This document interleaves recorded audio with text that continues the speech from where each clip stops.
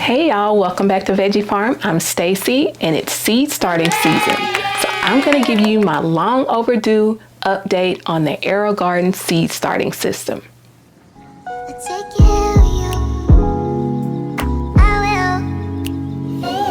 So when we last left off, it was day 3 or 4 and we had just gotten germination.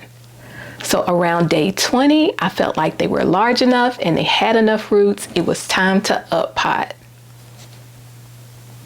So when I up potted, I chose a 4-inch pot, and I just wanted to make sure I had something that was deep enough to fit the AeroGarden seed starting sponge in and still have enough soil to cover all the roots and it could continue to grow.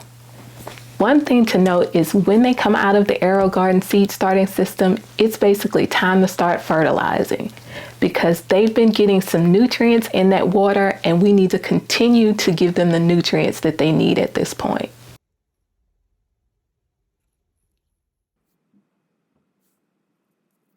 Now I potted up into seed starting mix. So I did immediately start to fertilize, but if you pot it up into a potting soil that already has some nutrients in it, you may not need to start fertilizer right away. The first pro I want to talk about is ease of use. The AeroGarden basically takes care of the seedlings during their most delicate stages, where any forgetful moment could cause you to lose a seedling. The AeroGarden takes care of that automatically. So by the time it's time to get those out of there, they're strong enough to continue growing without so much daily maintenance. The next pro I want to talk about is timing.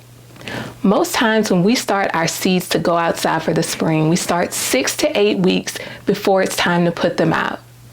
With the AeroGarden seed starting system, they grow much quicker, so you won't have to start seeds quite as far in advance. So one of the cons that I can think of is if you're not familiar with the growth habit of the seeds that you plant next to each other, you can end up with a situation where the larger seedlings will shade out the smaller seedlings.